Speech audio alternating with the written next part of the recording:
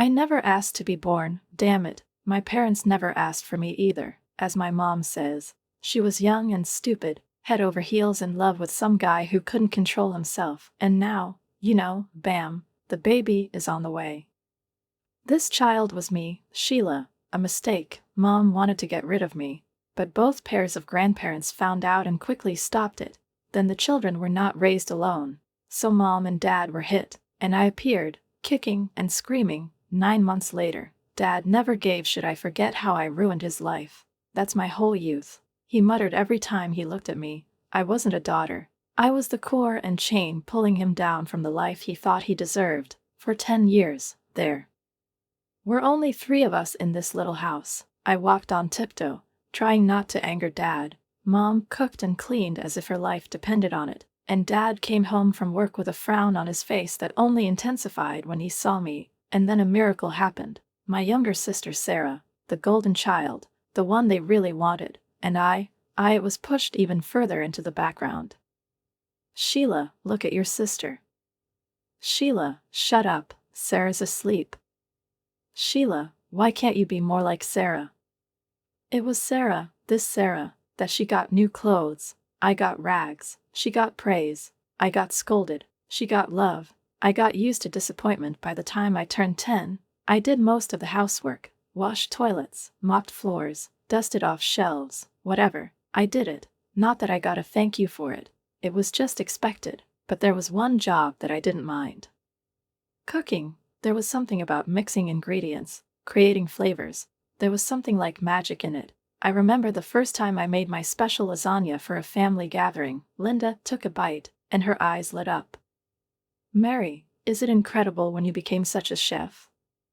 Mom just smiled and nodded, absorbing the praise. I stood in the corner, invisible as always.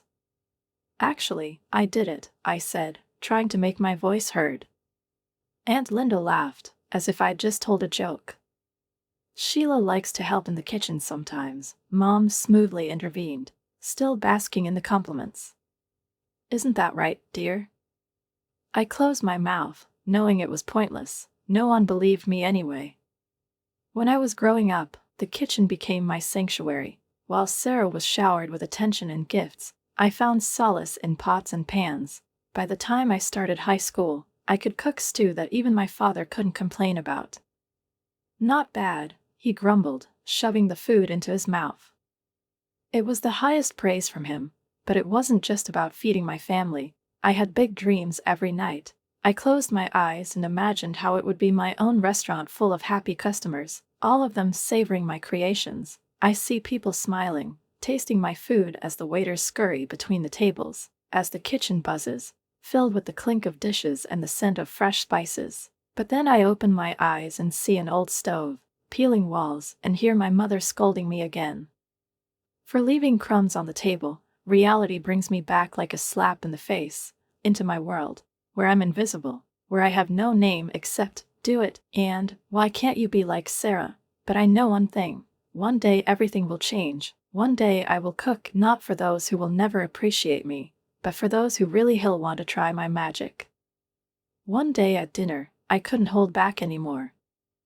The words came out of me before I could stop myself, as if it were a truth I'd been carrying around for too long, and now she finally found her voice. I want to open a restaurant someday.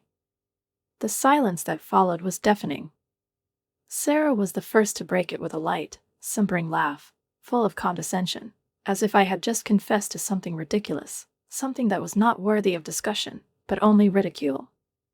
You? She drawled, stretching her lips into an overly sweet smile. Sheila, the restaurant is like that, ambitious.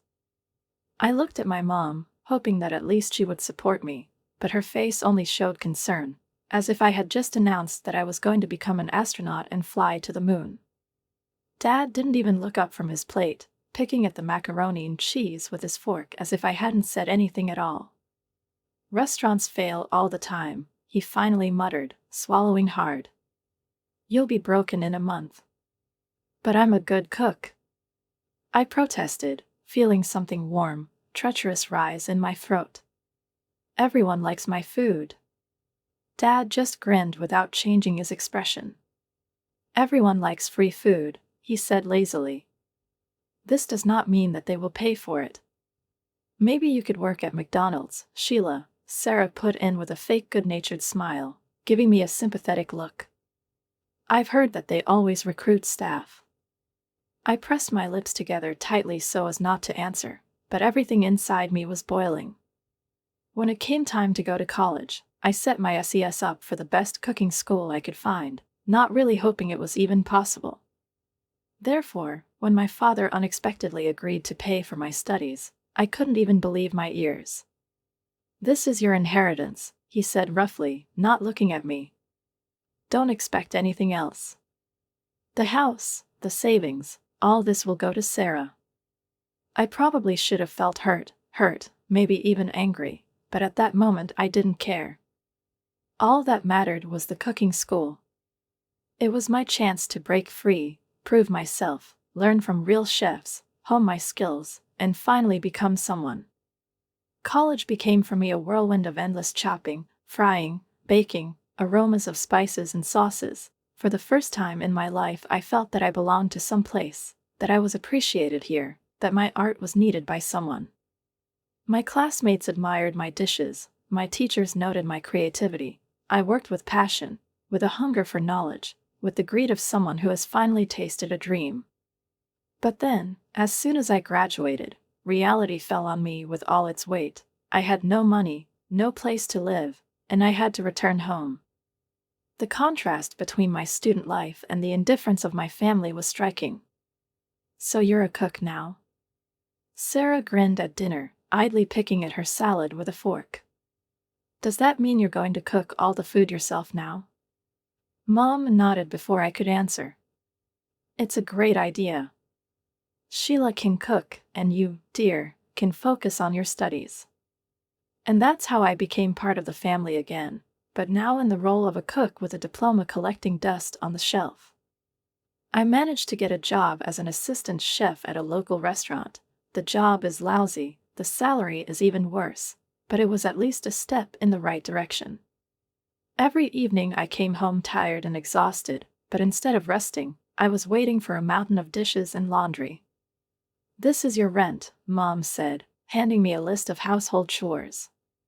"You're not a child anymore, you have to contribute." I didn't let it break me. Every free minute I made plans, dreamed, thought over the menu, imagined how one day I would have my own restaurant.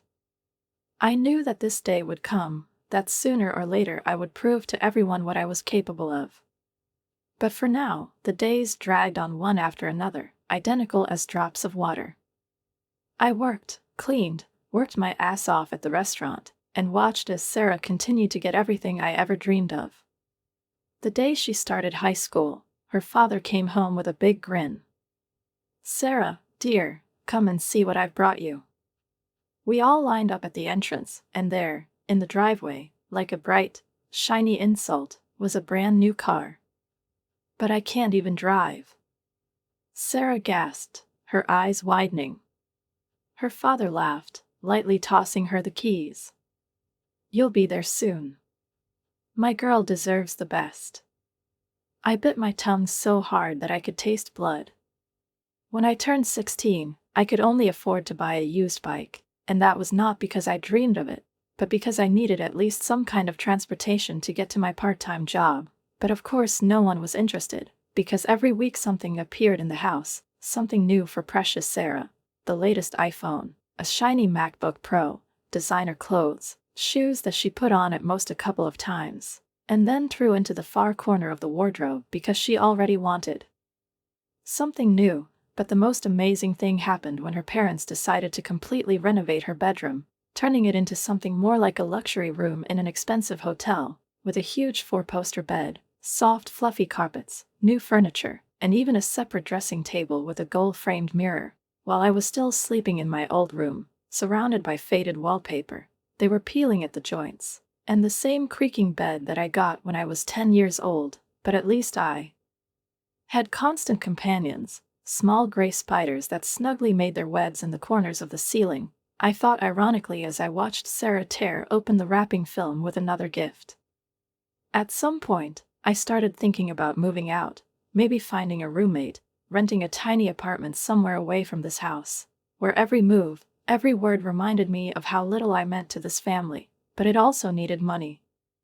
In the meantime, I could only save up, trying not to spend too much, and by Christmas I had a small amount, which I decided to use in order to give everyone normal gifts at least once in my life. Not cheap souvenirs, not some trivial trifles, but something special, something, what could have changed their attitude towards me, to show that I was not just a shadow against the background of their happy family idol. And then I came up with the idea, lottery tickets, but not simple ones, but those that played a huge jackpot, because if you take a risk, then big.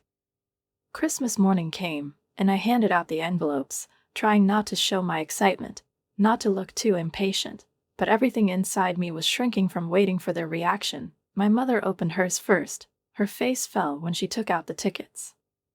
"Oh, lottery tickets," she drawled with barely concealed disappointment. Dad chuckled, tossing the envelope back onto the table. "What is this gift from the gas station?"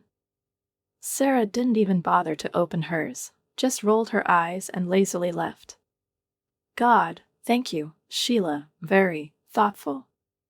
And then Mom, with the same sugary sweetness in her voice that she always used when she needed to make me look bad, added, "Well, I guess since Sheila didn't really give us anything, she won't wait for gifts either. That seems fair, doesn't it?" I felt a lump of resentment and anger rising inside me, hot, bitter, bursting my chest, but instead of letting it tear me apart from the inside, I silently grabbed Dad's envelope, pulled out the tickets and, choking with surging emotions, hissed, "Do you know what? I'll take them. Merry, bloody Christmas."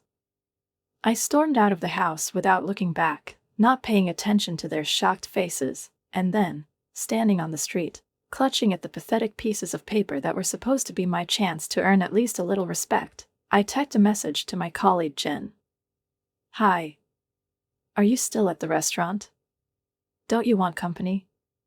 An hour later, I was sitting at the bar of a closed restaurant, sipping cheap champagne and listening to Jen talk about her family, her frustrations, and how she knew since childhood that she would never be as important to her parents as her brother. And it was strange, a little bitter, but in a way it was a warm consolation, because at least I no longer felt alone in my resentment, in my pain, and although it was far from a Christmas tale, this evening for the first time in a long time, I was able to exhale and just be myself. A few days later, in a restaurant, during a break, I automatically reached for my phone and saw a missed call from an unknown number, but since such calls most often turned out to be spam or another scam, I just threw the phone aside, not paying attention to it, but it rang again, the same number, and on this time, curiosity got the better of me. I pressed the answer button and, holding the phone to my ear, carefully said, "Hello? Is that Sheila Thompson?" The cheerful female voice on the other end sounded completely unfamiliar. "Yes, who is it?" "This is Linda from the State Lottery Commission. I'm calling to let you know that you have a winning ticket." I froze, my fingers gripping the phone so tightly that my knuckles turned white. Are you serious?" "Exactly," she sounded completely at ease, as if she hadn't just turned my life upside down. "One of your tickets matched all the numbers in the Christmas drawing. After taxes, your winnings amount to $690,000. I almost dropped the phone. The world spun around me in a whirlwind of events, emotions, and dizzying prospects that seemed like an impossible dream just a couple of days ago, but now have suddenly become a reality that requires immediate action. I hardly slept, my thoughts were racing, colliding with each other in a chaotic stream of possibilities, decisions, and grandiose plans. But in the midst of this confusion, one thing was clear: this win was my chance, my opportunity to finally break out of the shadows and prove that I was capable of more than the eternal role of an errand girl. In a house where I've never been appreciated, open my own restaurant, create something of my own, something real, something I can be proud of. I burst into the house, unable to contain my excitement. My heart was pounding so loudly that it seemed to resonate in the walls. The whole family was sitting at the kitchen table, lazily exchanging phrases, but when I appeared in the doorway, out of breath, with burning eyes, and blurted out, "You won't believe what happened." They all turned around at once, looking at me as if I had suddenly grown a second head. I took a deep breath and laid it all out at once, the words coming out, intertwining into a confused story in which delight, nervous excitement, and even, perhaps, a bit of defiance broke through. I won the lottery. One of those tickets I bought. One of the ones I was going to give. He won $690,000 after taxes. There was stunned silence for a moment, and I even saw Mom blink, as if she hadn't immediately realized what she'd said, but the first person to come to her senses was, of course, Sarah. "What?" Her voice screamed like a taut string. "This money belongs to us." "What?" I didn't even understand the meaning of her words right away. "You bought these tickets as a gift for Mom and Dad," she continued, leaning forward, her eyes burning with greedy impatience, "and everything that belongs to them belongs to me." I felt myself being slapped, like a slap in the face, and at the same moment something flared up inside, bitter, hot, burning. "No," I shook my head, forcing myself to speak calmly. "They returned my tickets, so they are mine."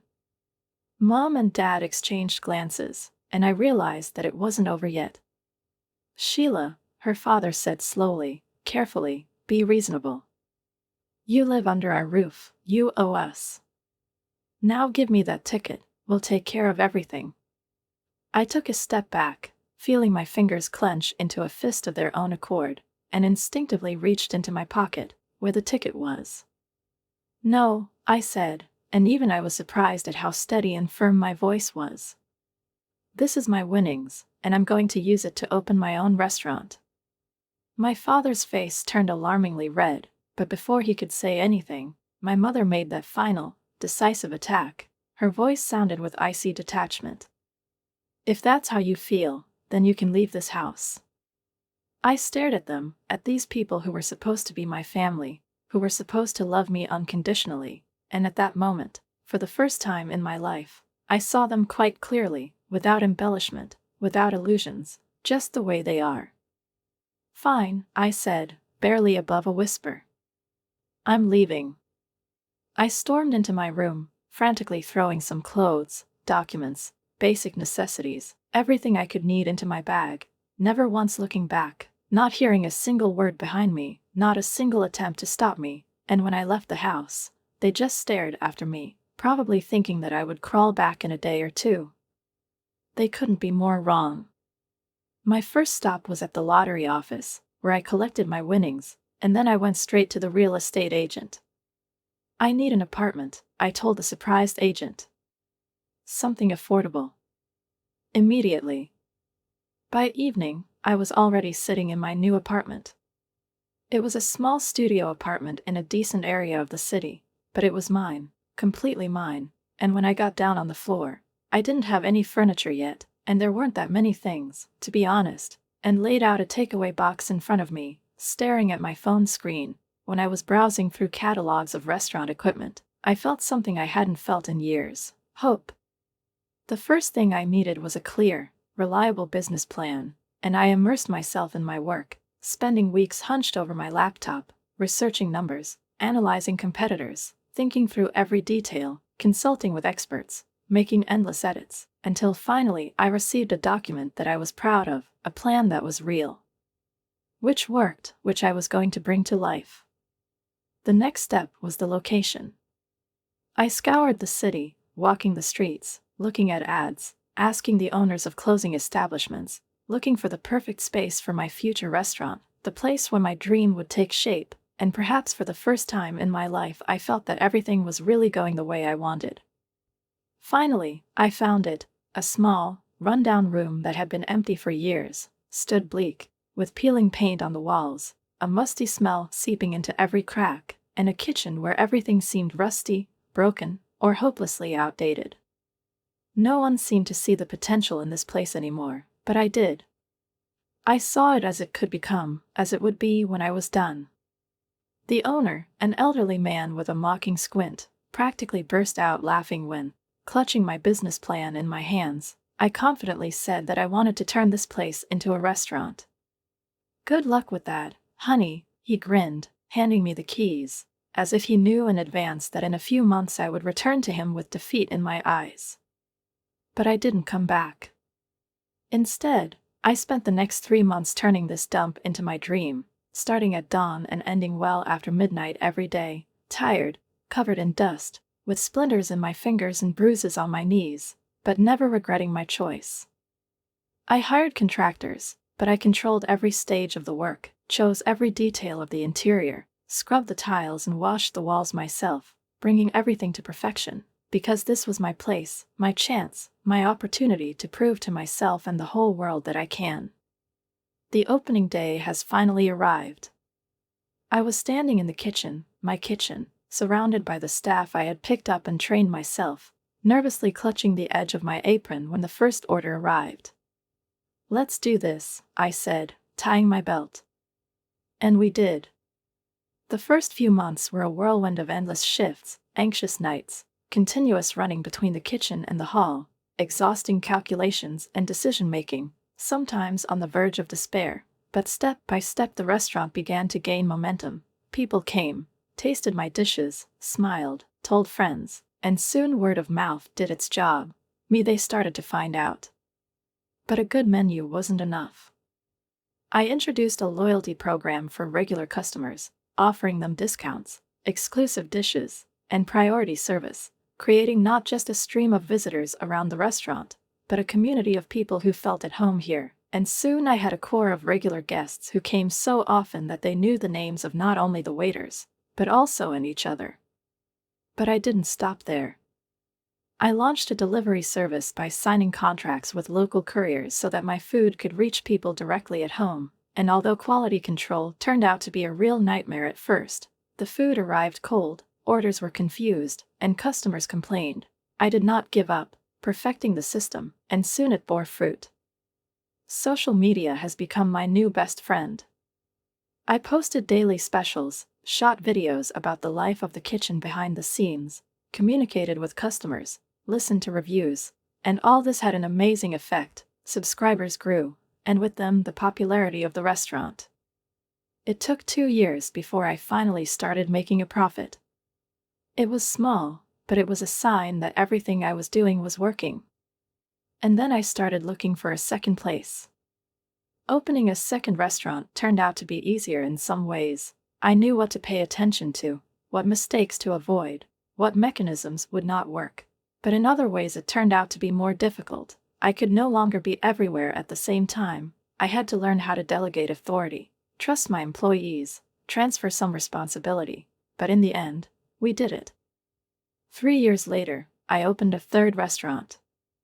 Before I realized it, I became the owner of a successful chain, and every time I walked into one of my restaurants, saw people laughing at the tables, enjoying the dishes, discussing the menu, and every time I smelled fresh spices, fried meat, and caramelized onions, I realized it was worth it.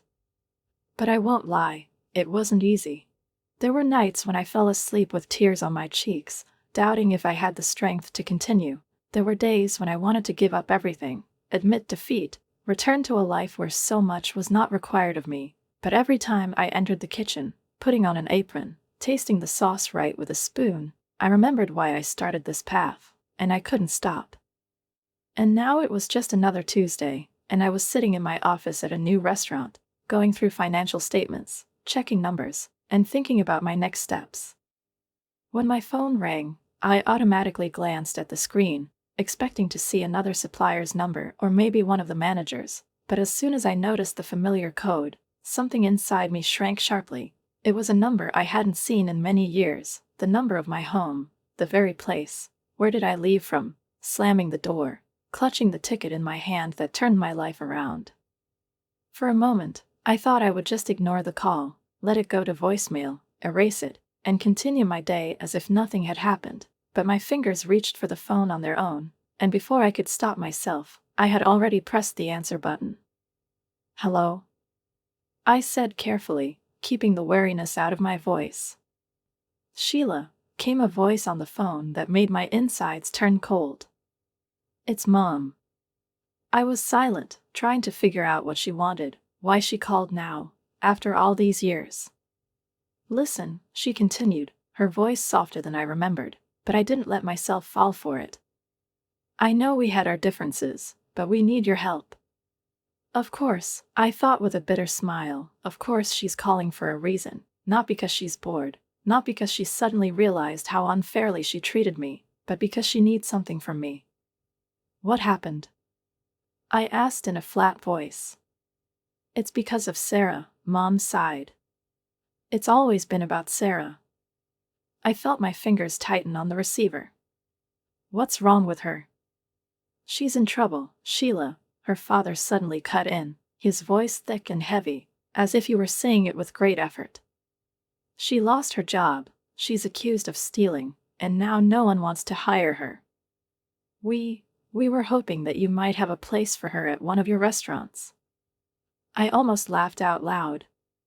After all they put me through, after all the years when I was just a burden to them, a stranger in my own home, now they have the nerve to ask me to do this?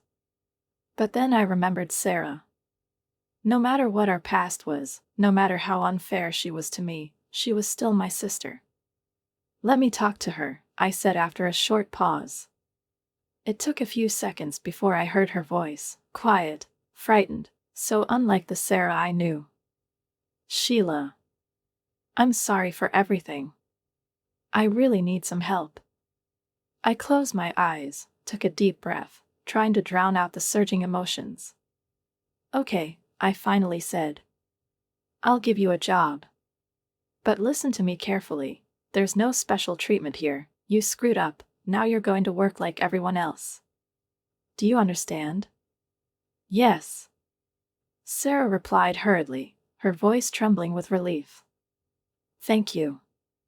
Thank you, Sheila. The next morning, she showed up at the restaurant on time, looking worried but determined, and I suppressed the urge to test her for some easy position, immediately put her in charge, starting with simple tasks, gradually increasing responsibilities, observing her work, her attitude, and how she copes with pressure. And to my surprise, Sarah really tried. She didn't shirk, she didn't act up, she didn't complain. She listened attentively during the training, asked the right questions, took notes, carried out assignments without complaints, and for the first time in my life I saw in her not just my younger sister, but a person who really wants to change her life. But one day, when the restaurant was already closed, and I was tired, wiping the tables, Sarah suddenly stopped in the kitchen doorway and quietly said, I need to tell you the truth. I looked up and saw that her eyes were glistening with tears. I didn't steal anything from my last job, she whispered. My boss, he tried to impose his will on me. When I refused, he fired me and spread rumors that I was stealing. I felt my stomach tighten, as anger and pity overwhelmed me at the same time. Why didn't you report him? Who would believe me? Sarah wiped her eyes nervously. He's a respected man, he has connections, and I was scared, Sheila. I didn't know what to do. I went over and hugged her, allowing myself to be her sister for the first time in years. I believe you, I said. And I'll help you. Over the next few weeks, I devoted myself to teaching Sarah everything I knew about restaurant management, and she soaked up the knowledge like a sponge, showing such a thirst to learn that even my best employees could envy her zeal.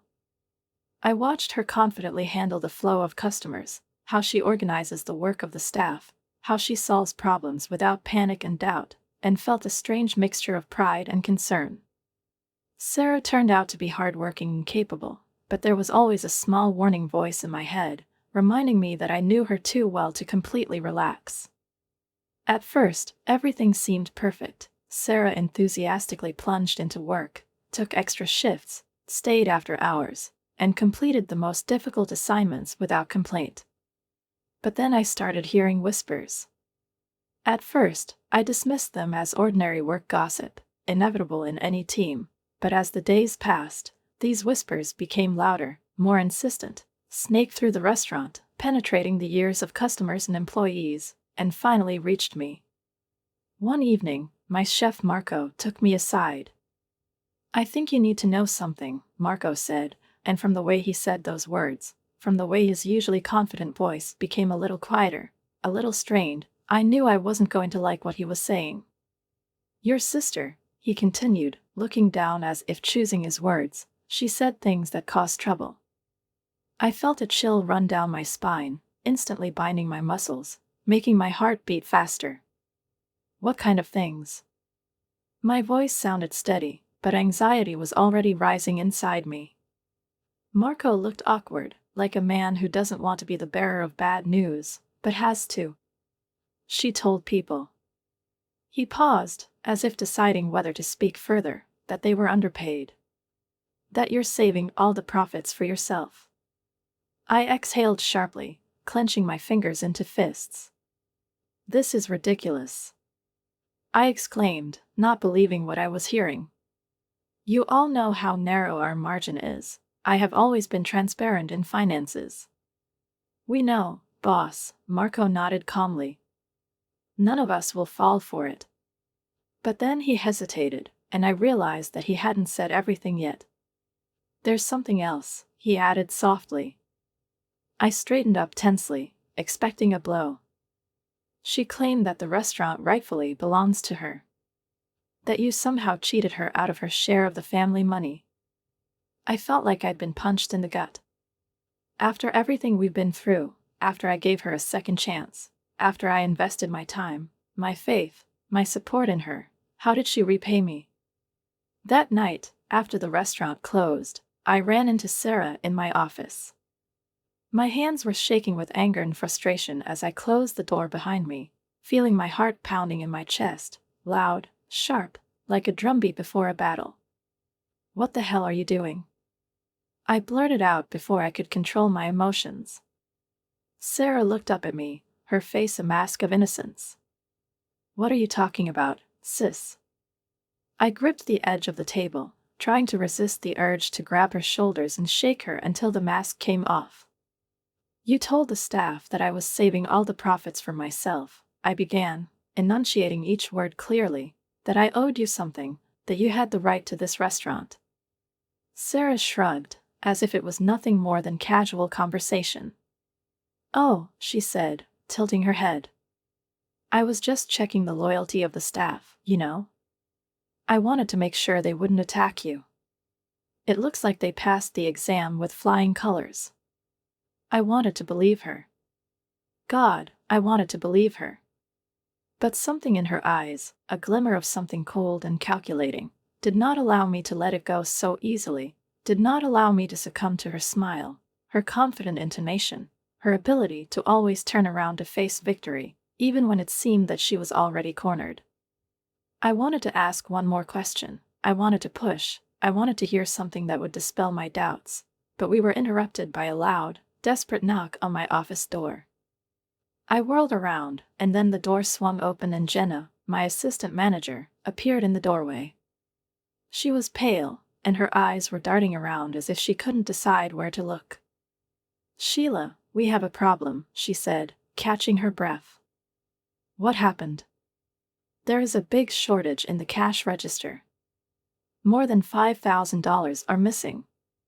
The world seemed to shrink around me into a dim dot in which only these words existed. We spent the next few hours going through the books, checking and rechecking the numbers, but there was no mistake. A significant amount of cash had simply disappeared.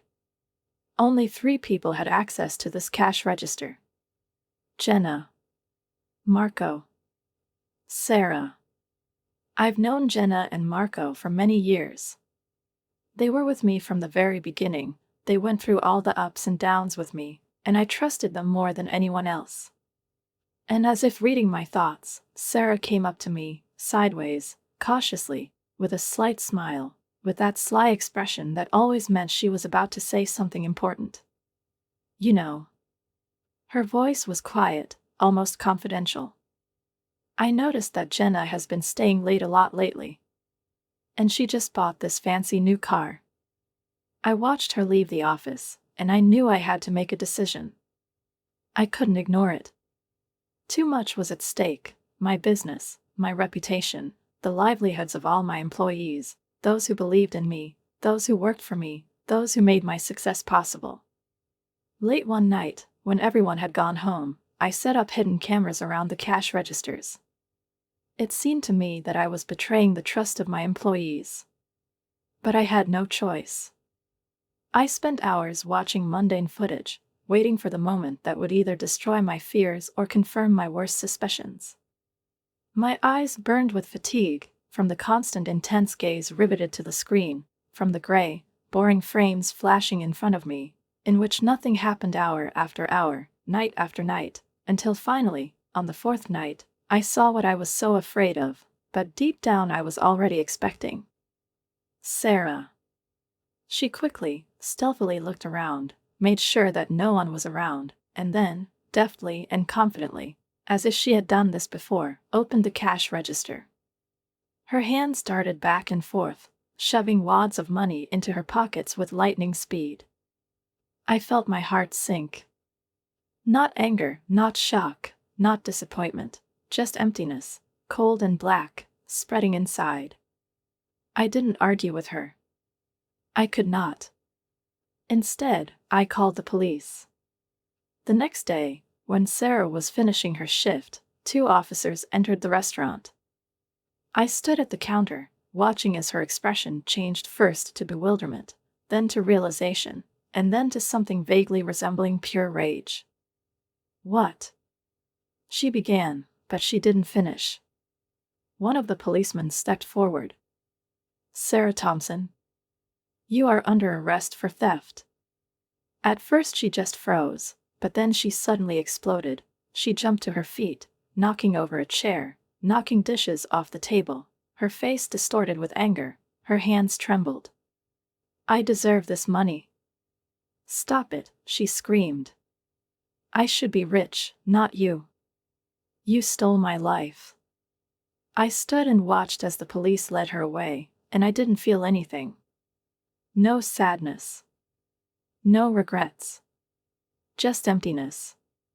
The next morning, my parents stormed into the restaurant, their faces distorted with a mixture of anger and despair. My mother sobbed, clutching a wet handkerchief convulsively in her hands, and my father was purple with anger. His fists trembled, as if he could hardly restrain the desire to smash something.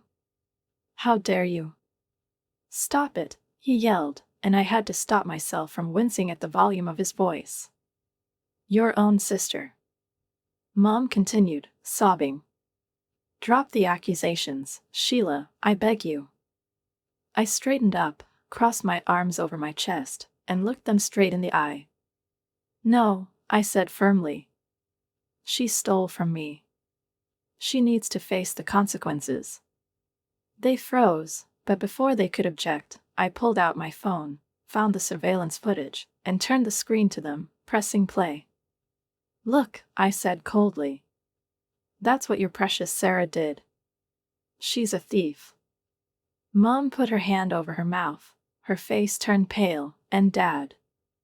The father watched, and then his eyes flashed with anger again. "You set her up," he spat out. "You got what you wanted. You've always been jealous of her." I felt something explode inside of me. "Jealous?" I gasped, not believing what I was hearing. "Are you kidding? You gave me leftovers and expected me to be grateful." Mom tried to speak again, but I held up my hand, stopping her. "I'm done," I said softly but firmly. "Sarah made her choice, and now she has to live with it." They screamed, begged, and threatened, but I didn't flinch. "Get out," I finally said. "Get out of my restaurant. Get out of my life. If you don't leave now, I'll call the police." "They're gone." But not before my father turned to me, his face contorted with hatred, and he said through his teeth, "You're going to regret this." The trial was a nightmare. Sarah's tearful performance, her sobs, her attempts to play the victim, her accusing gaze fixed directly on me, all this almost made me doubt myself, almost penetrated me from the inside like thin snake tentacles, but then an unexpected witness appeared. Her former boss. He testified about Sarah's behavior at her last job, how she harassed him, how she threatened to accuse him of harassment when he rejected her advances, and how she stole money from the company in retaliation. In the end, the jury found her guilty. When they took her away, she looked at me for the last time, and there was no remorse or regret in her eyes, only cold hatred. I haven't spoken to my family since that day.